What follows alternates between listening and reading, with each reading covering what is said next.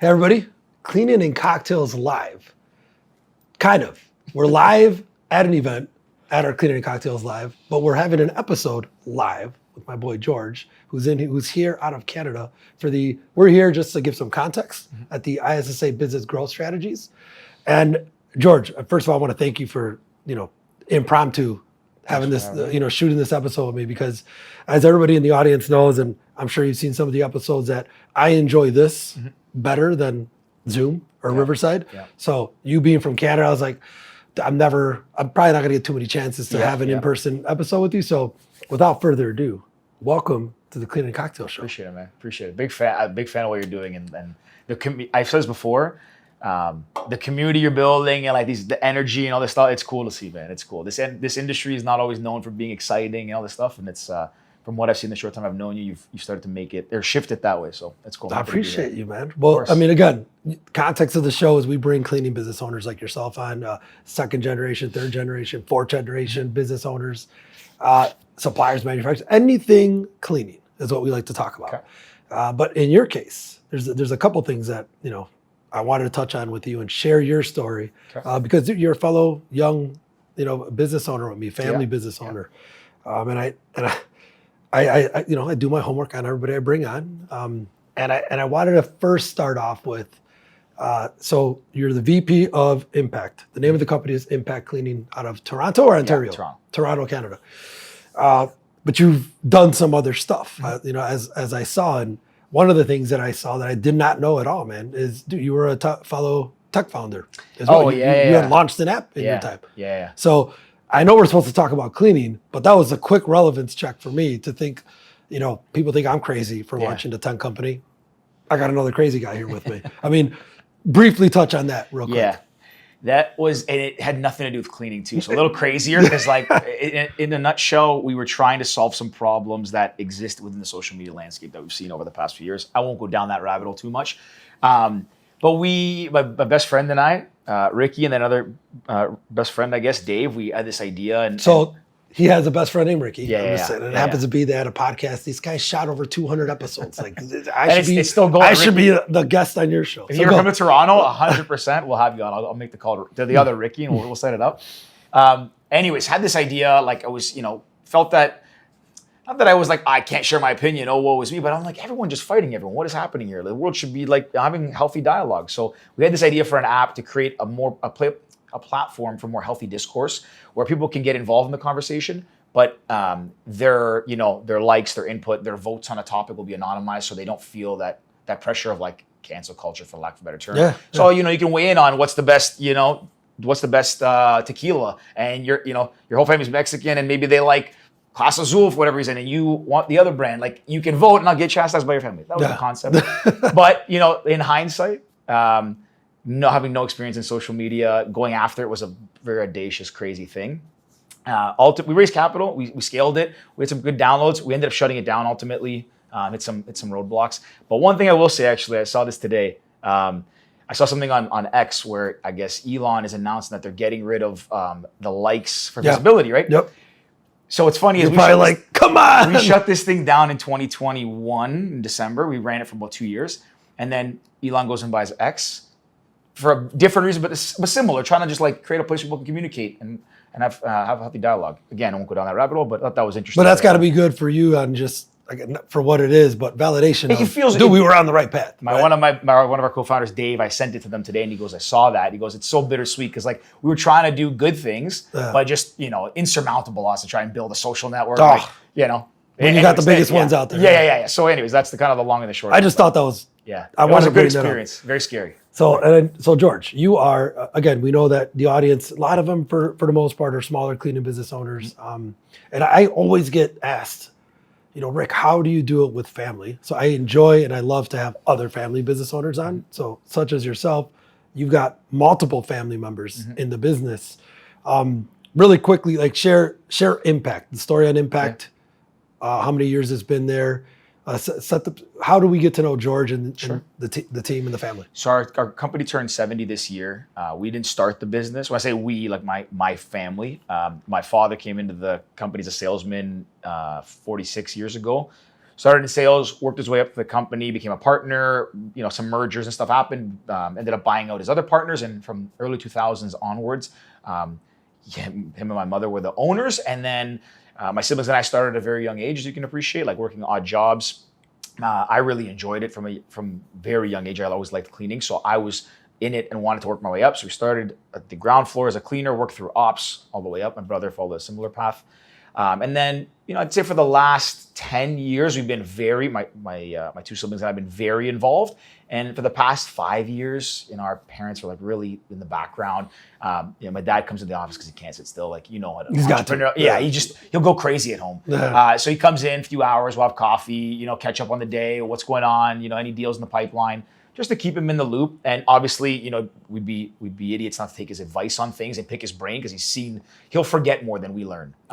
So that's how we got here today. And for the past, like I said, 5-ish years, kind of like 2018 onwards, 2019 maybe. My siblings and I have been really pushing the direction of the company and, entering new markets, trying new things, and just trying to take it to the next level and not fall into that cliche of 60% of second generation businesses fail.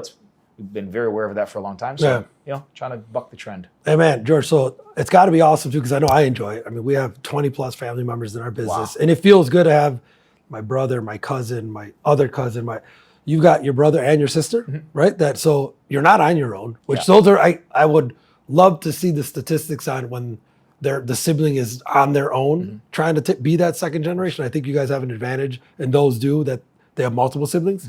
What are the roles that you guys all play within the business? So high level, I oversee business development, from chasing the business, sales, marketing, bringing it in, onboarding it.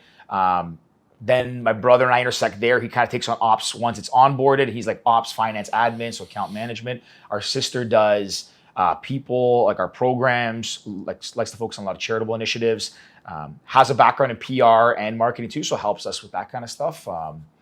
We're just we have our own kind of silos and domains. We obviously intersect a lot and we bounce stuff off each other a lot. Having three of us is amazing because that's like a three-headed monster. You just said the evolution of an account. Yeah. Like you win the account, you manage the account, you manage the Makes people. Makes us profitable. Yeah. It's very, very, very thankful, my siblings. Don't get me wrong. I'm an entrepreneur. I have, sometimes irrational belief in myself. I'm like, I could do all this stuff, but I certainly can't do what they all do. Like my brother is a wizard with the numbers. Our sister is really great with handling all of the HR stuff, unit stuff, different things in that nature. And I sleep a lot easier at night. I can't imagine what, my dad went through just not having that by himself. You can go to sleep at night thinking of all these fires. Did he not have any brothers, uncles, cousins? There's no other family. His brother, so my uncle John, was in the business. He wasn't an owner in the business, but essentially ran the entire carpet cleaning, upholstery, restoration, more specialized stuff.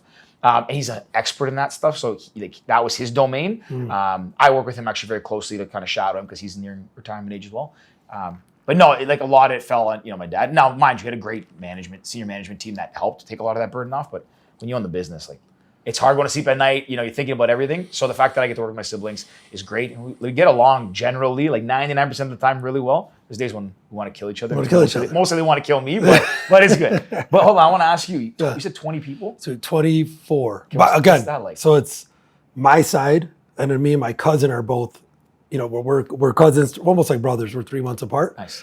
And then my wife, her side as well. So her side is her mother, her father, which are divorced. Wow.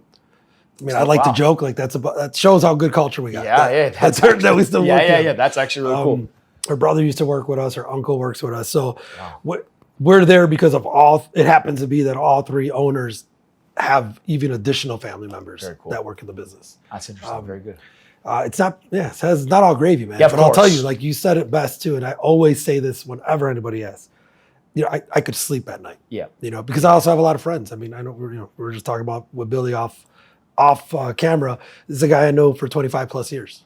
So pretty much my whole life. So I think that's a line on the resume that you can't see. Yeah. Right? You know that when you're hiring and looking. One thing I'll say, even being at this conference, and I've seen it at other conferences with you guys, but if I look at you guys, you don't all look related, but the way you guys act and hang out together, I'm like, these guys all just it's all brothers working together. It's crazy, but it's very cool to see. I think we have a great culture, and everyone kind of comes together and we do these sorts of things. But you guys are like a wolf pack when you move, and it's cool. It's actually really nice to see, and it's really nice to see what you guys are doing. Man, I appreciate you. Of course. Well, on that note, okay, let's talk about your culture. Though. I did see quickly on the website over 25 languages or ethnicities that work in the business. Ethnicities. Like that's a lot. We're Latino based. For the most part. I think you're Greek. Yeah. Right? Yeah. So how does that? We did. So how we came to that number, and it could be plus minus a few, but what we did was we might have been just before the pandemic, maybe before 2020, and my sister put out a survey because we wanted to just survey the workforce, find out these certain characteristics.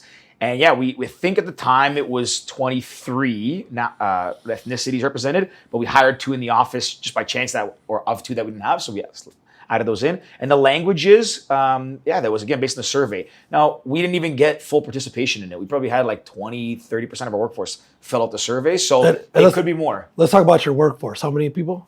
Like I said, about 1,100. Up and down, it fluctuates seasonality. So 1,100. Yeah. That's not big or anything. No, listen, it's a good size. It's a good size. Very fortunate. Our I got to give a lot of credit to my dad. Mm-hmm. Going from like 0 to like 1 is very hard. Trying to build a startup in tech, I noticed how hard it is.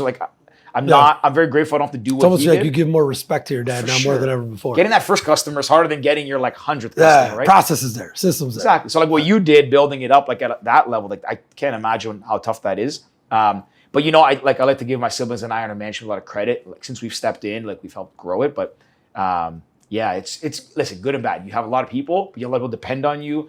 You have a lot of people that you have to look out for. Just so many nuances, so many sites, and you lose a little bit of the family culture, which was great. My dad knew everyone on a first name basis, and when we were kids, we knew almost everyone on a first name basis.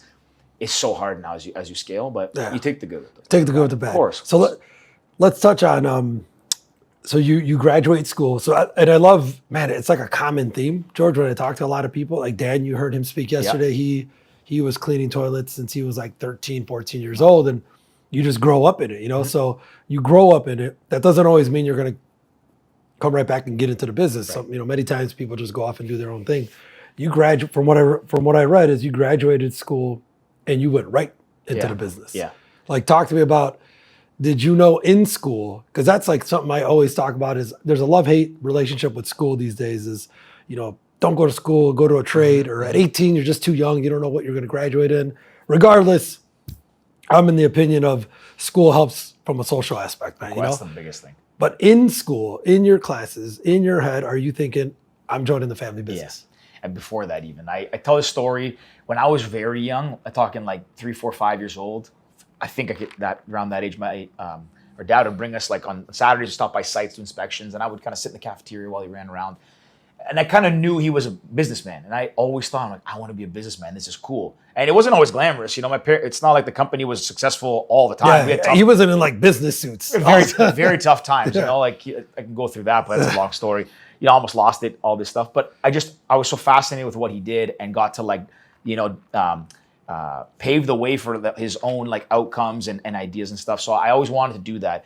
So even going to university, I knew that my end goal was just to go through it, and then go to the family business. My dad said, he's you can do whatever you want in life. I don't care. You want to be a painter? You want to be occupied? You want to come to the company? Yeah. Just get your degree because you never know. This might be gone tomorrow. Yeah. So that was great advice. Now, not great advice because they did really good at school. I went for the social aspect. I went to a good school, but looking back now, 15 years later, whenever I graduated, the ROI I've gotten from the people I've met, and I made friends with them for the ROI purpose, but just the network that I made at school, it's fascinating. So I have so many people that are clients today that I went to school with, and it's because I started in business because I wanted to be a businessman. But the mentality was there already. Yeah, but then in halfway through my university program, I didn't like the accounting and the finance, and I discovered this program that was a geography program, but it was urban development, and it dealt a lot with asset management, commercial real estate. So I'm like, this is fascinating. I service these people. Let me learn about it. So I joined the class. And a lot of those classmates went on to be asset managers, went to be facility managers, VPs of big Fortune 500s. I won't name who, but and so you had your pool of clients. Yeah, and I didn't do that intentionally, but it was cool. I went and I was trying to learn from them because they were much smarter than I was, and they were helping me. And over the years, kept in touch. And then they're like, "Hey, by the way, you have a cleaning company." I said, "Yeah." you want to come look at this building? And I'm like, sure, why not? Now, it's a little nerve-wracking because you don't want to let your friend down too. But anyways, that's a long way of telling you, yes, I knew I wanted to go into the business. I went right away. My dad actually encouraged all of us, like, go work in the real world, the corporate world where you don't get to call the shots. I didn't listen. In hindsight, I should have. Our sister's the only one. She's a smart one. She went and worked in corporate for a bit in PR and marketing, and always been the harder worker. And then when she came to the company, seeing how my brother and I work a little bit more entrepreneurial, shoot from the hip. You know, it was like we had to like mesh the personalities, but yeah. But that's a good balance though. Yeah, right? 100%. Like that my brother, same kind of thing, man. He went, like he purposely said, I'm gonna go get some experience in the corporate world and bring it back. I'm no good to you guys if I don't have some corporate finance experience. Right. So touche to her for she was not following you guys and doing yeah. it. But you talk about from school, you went into the business and you know, you used or followed a different path. I think we were just talking about you DJing and music, and it's like we're drinking, we got cocktails, we're in this like entertainment space. You were DJing. Yeah, I used to DJ. So you're a cleaner and a DJ by night. Yeah. Talk about that real quick. Yeah, my fiance always says, she's like, you've lived so many lives. It's crazy. I've just, partly because I don't know if, I feel like maybe like this, I get, my attention's like, I want to go everywhere. And I get excited by things, so I pursue them. And then, you know, I kind of, when I get to a point where I'm like, I think I've exhausted the route here, and no intention on that plug. No intention on that. Like maybe I pursue something different. So the DJ thing was just a hobby I picked up in university. My two good friends started a promotion company, and they said they needed a DJ. I grew up as like playing drums and music, so I had a bit of musical talent, I guess. So I'm like, yeah, I'll figure it out. Started, and then just kind of it took off from there. Played a lot of very cool parties, opened for a lot of very famous like big DJs. Played a lot of cool clubs. And then when I graduated, I did it for a bit in the summer, like as a gig, and then trying to go in the family business. I didn't listen to my dad about corporate world. So like, one thing I should listen is like, hey, you can't be up till 4 a.m., 3 a.m. DJing on Thursdays when you got to be at work on Friday. And I realized early on that it was tough for me to balance. I'm not a good morning person. I need my sleep. Yeah. So I was like, I can't. It was too hard. So I said, you know what? I'm gonna hang up the headphones, so to speak. And then I would do it occasionally for like special events. Buddies at a club through a big party. I'm like, okay, I'll do it, but I miss it a little bit. But there's, I'll tell you, there's something to be said. I was just talking to another guy out here. He's in the hospitality space. There's something about you knowing how to be hospitable and in that environment. Like it's when you're in entertainment, music, you're an athlete, you're in sports. Like there's something about that networking aspect, right? Like you're part of a team. You're leading people in a different way. But have any of those traits come on board and helped you as you're trying to build a business and lead the teams? I think so. I think when I was one of the things I learned by like, you know, spending time in that world, like you DJing, seeing how like the bars work and all this stuff, and that culture of like you have to put the customer first, give them what they want. Like, you know, being a DJ, you have to give the crowd what they want. It doesn't matter. I was joking with, you know, Billy. Like I did what I wanted the first time, and I had don't ever do that again. I had some very famous DJs be like, "Hey, you cannot do this, or you're like never gonna play again." So you know, you have to read the room. You have to know how to like, you know, communicate with people. So yeah, it did teach me a lot. I mean, I actually want to flip this to you because you guys are going the other way. You're now going into the hospitality thing. So like, how's that been? Like, is that like a learning curve, or do you feel like what you learned in cleaning, it makes it easy to go in? Like, well, so am I able to? A fun fact? No, yeah. A fun fact is, Dominic, you met earlier. You saw him speak yesterday, but my part-time job early on when I first launched the cleaning company, I was in security and front door host for a lot of bars here in downtown.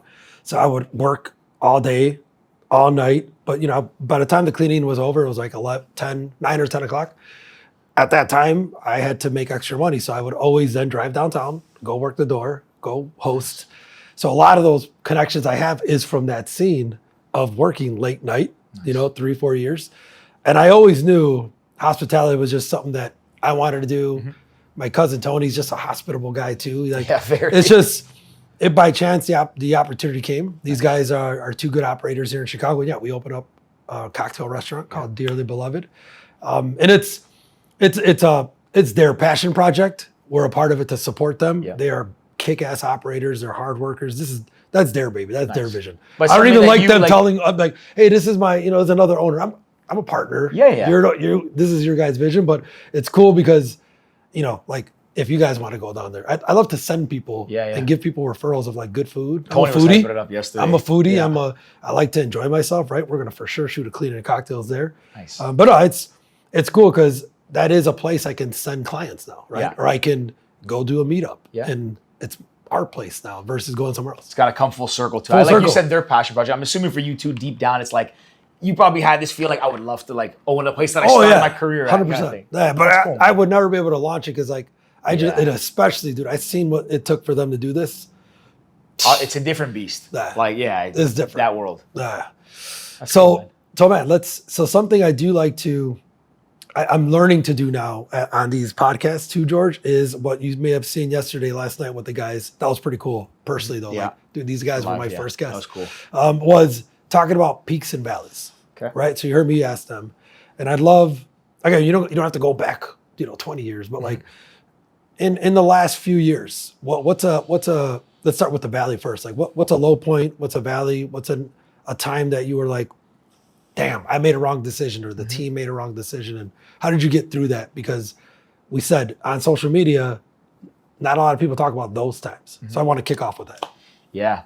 Can it relate to anything or Anything, specifically? personal or business? Yeah. So I'll bring it back to the startup we launched, and my dad always told me, like, he uses this saying that makes no sense, but he's like, if you believe you can jump off that building, doesn't matter how tall it is, and you think you can land on your feet, you land on your feet. It's a bizarre analogy. That's not true, but I understand what he means. Like, you need to be an entrepreneur, you need to be a little bit delusional and have this self-belief, right? So, you could land on your feet sometimes. Yeah. So, and sometimes 1 in a million you can. So when we launched this app, we thought we had this great idea. Let's just bring it to market.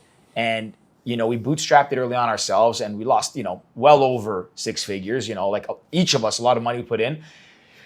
Now, what I learned, kind of the valley there, losing the money is it's always sucks to lose money. But I think it's that we just spent all that time and went about it the wrong way. And looking back in hindsight, as as an entrepreneur, as someone in tech, you can't. Very seldom does it work where it's like, I have this $1 billion idea, I'm gonna give it to you. It's not how you build a product, right? You have to like listen to your customer. First, you should go and be like, hey, let me draw this on paper. Would you use this? And like vet it out. I'm sure as you guys release new products, you're talking to your customers. We didn't do that. And why I share that as a low is because like we should have been better than that. It was our ego that got the best of us. We thought we're geniuses, not that much younger than we are now, but different time. And I think that was a painful bit of a lesson, because we could have done it and found out quickly that we weren't going to succeed in this without spending the money.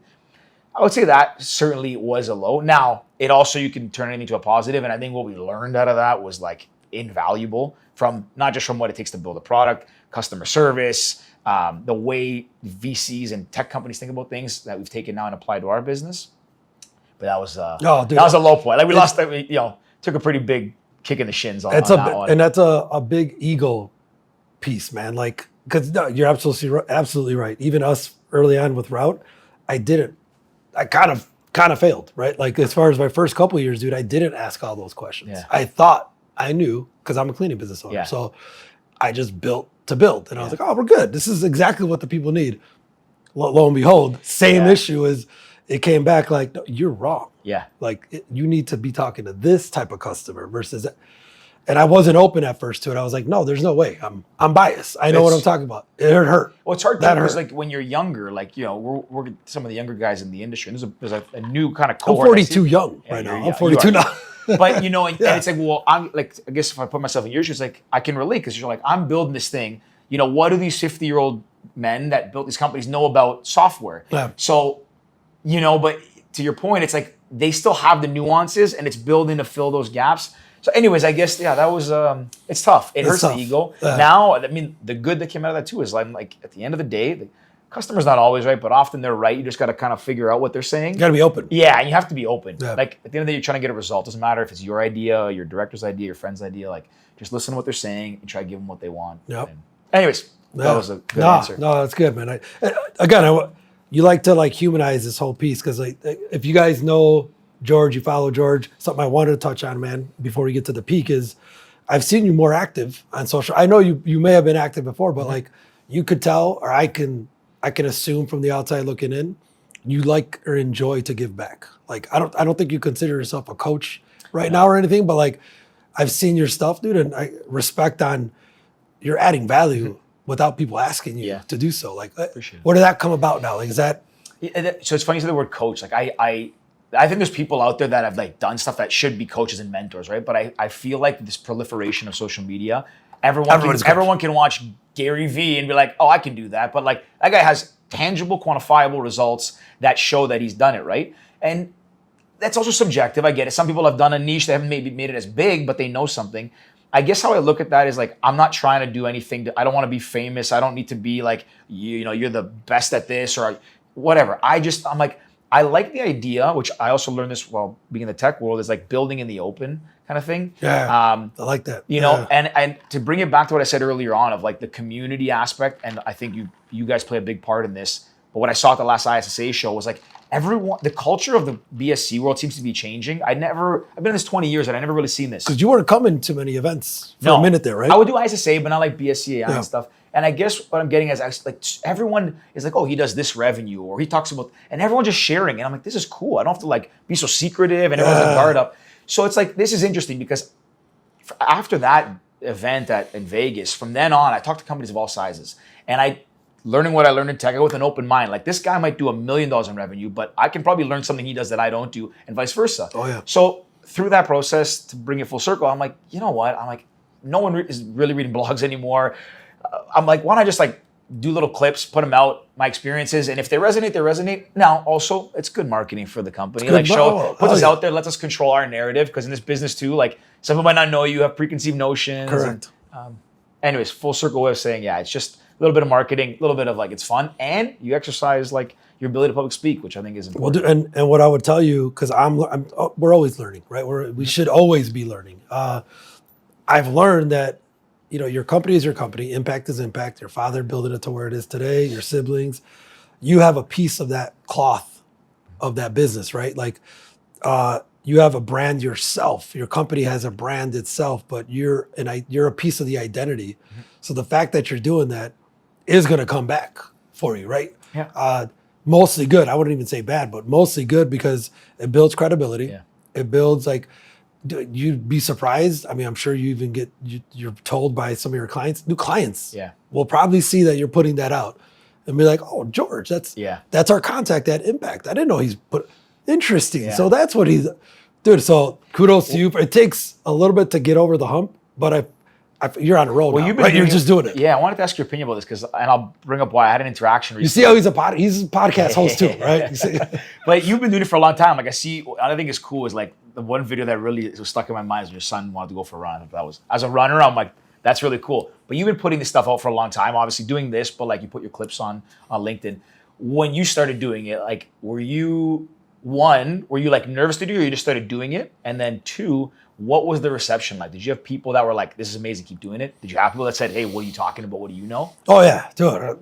Mostly good. But I do you get the naysayers, you get the, you know, I love it to death, but I try to do my best, but dude, I love to talk. And they're like, hey man, stop over talking your guests. I'm like, oh, but I got something to say. But no, for the most part, man, in the beginning, I'll tell you the whole first year, not much. Like it was still new. I'm not saying I was the first podcaster. When it got real and very fun and interesting is when we went out and we did walk and talks and we did like this. Like that wasn't, it was like, so wait, is this like a show or is this a podcast? Because podcasts normally are, you know, you're sitting down in a studio or you're doing the Zoom, you know, Riverside. When we went to like a supplier's warehouse, we asked the manufacturer, can we go meet you at your warehouse? They're like, for what? What do you want? I'm like, no, we're going to walk and talk. I want to share your story. And that took a little bit. Yeah. People don't understand sometimes why you want to share their story. Yeah. And I think now more than ever, it's the most important thing you could do, because dude, this is up forever. Yeah. Like what you're putting out is forever. So I mean, I enjoyed it. It did not hit in the beginning. I mean, for me to say that I've been doing this for 4 years, I'm like, I feel like we just started last year. Yeah. So I enjoy it though. Dude, this does not work for me. It's like, cool. Yeah, I'm sure like that, and that's what I'll ask you is, it doesn't look like you're working when you're doing that. Yeah. I mean, I'm very fortunate. I have a guy that I met through a friend that I don't do the editing. Like I used to do all the stuff. I used to do the editing for our podcast with my pal Rick.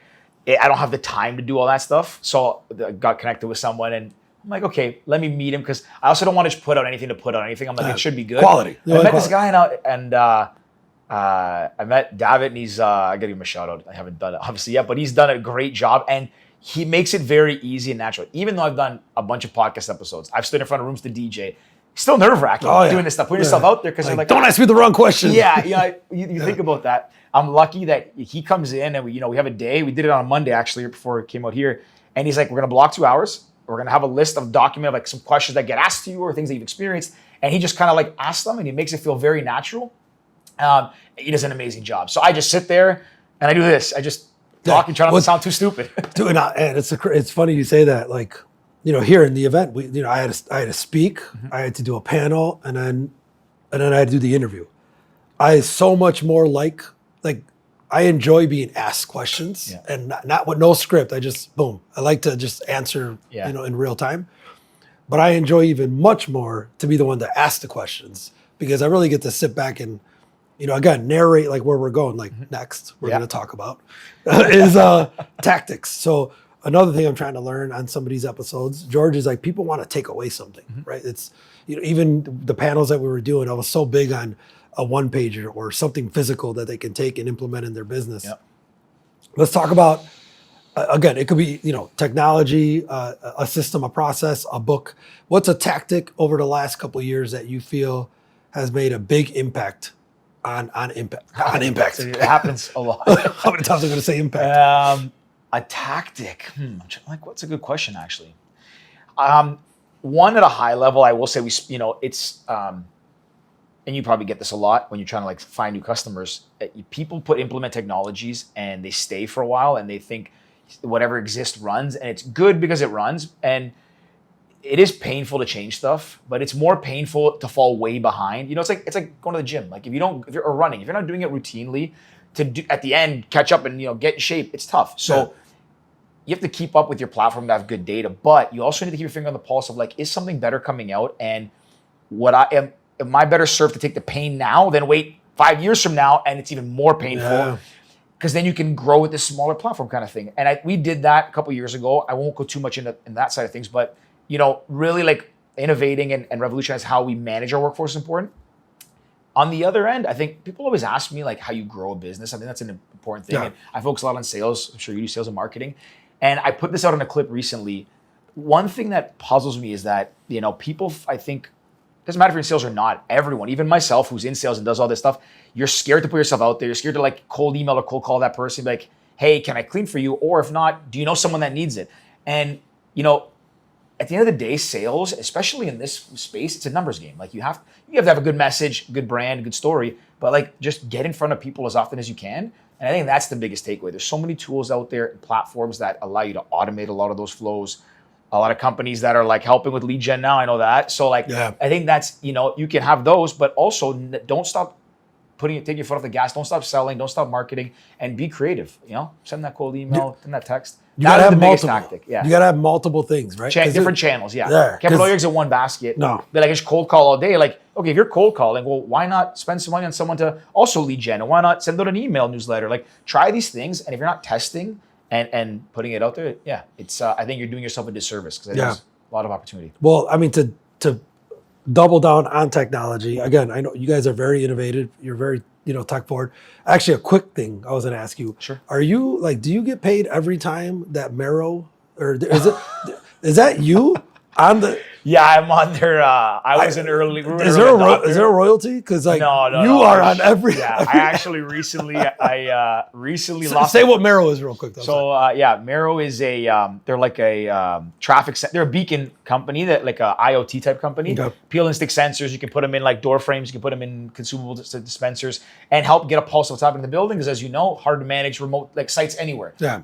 Manage all your It's staff. like a smart sensor. So you can see the flows of a building and hopefully optimize your workflow.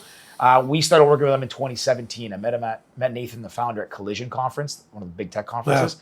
Yeah. And I liked what they were doing and it seemed interesting and we started piloting it. So I've been a big proponent of them. Listen, I also like to give back. I mean, part of the community thing, like if someone builds something that's good, even if it's not perfect, but they're really trying and they have good intention, they're not like, the big ego, I'll hype someone up for sure. Like what doesn't hurt me to give someone praise? And I just hope that I'm praising someone that's going to keep the kind of passing it forward, So, I got to tell you, I'm just remembering some stuff here. Yeah. Jared, we have a mutual friend, Jared. Yeah. When he tagged you in something and he was like, Rick, man, you got to meet George. You got to talk to this guy. You guys are going to hit it off. So I look at your picture and again, I was like, oh, it's the CEO of Merrill. I'm like, yeah, it's the guy that he owns Merrill. And Jared's like, no. He owns a cleaning company. I'm like, Yeah. oh no, but I know. I see his face on Merrill though. I know this guy. I was dying. I'm gonna send that clip to Nathan. You will not like me being this. But yeah, I like what they're doing, and they're doing some cool new things too right now. And yeah, I think it's a good product for the industry, and I'm excited to see where it goes. Sweet, Yeah. man. All right, well we're gonna wrap this up, but I want to wrap this up a little differently, and I want to take it because I believe if I remember you read books. You like to love to read books. Do me a favor, and again, you don't have to think of all of them right now. Give me a couple books that you would recommend for, I guess you could say specifically to the cleaning business owner, like the blue collar industry, somebody's trying to build their business or hit the refresh button. A book or a couple books. This one, I'll give like 2-3 quick ones. So the first one is at a high level. Is that I think everyone should read every book out there by Berkshire Hathaway, Warren Buffett, or Charlie Munger. Like the cleaning business is a very boring business, which I think is amazing. Like it's good. It's more or less recession-proof, touch wood. But anything they write, like they buy boring businesses that are like staples and all that stuff, and they think about it from a numbers and fundamental perspective. So someone like myself who was never really a numbers guy growing up, it helps you understand how they look at businesses, how they value them. I think just read anything by them as a business owner in general will serve you well. Second book that I can think of that I really like, it's like a novel, and I'm not really into novels, but the story's cool, The Alchemist. I think it's a great, I heard about that. It's a great book. I always thought it was going to be a cheesy one, but it's kind of a cool story, like the entrepreneurial endeavor, pursue things. That's a good one. And then what is the last one? Jeez, this is always so hard.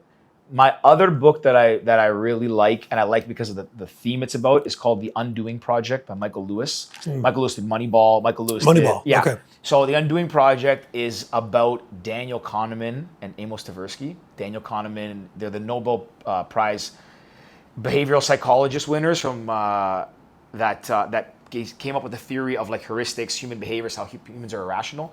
So Michael Lewis writes about their history and how they became who they are, and then Daniel Kahneman wrote Thinking Fast and Slow. So it's kind of a jumble. The Undoing Project will kind of open your eyes into what human behavior and behavioral psychology and behavioral economics is, which is super important because when you're selling, when you're dealing with people, understanding how humans think, biases they fall into, I think are very important. This is George with Impact. Hey, man, thank you so much. Cheers, buddy. Thanks for having me. Pleasure, man.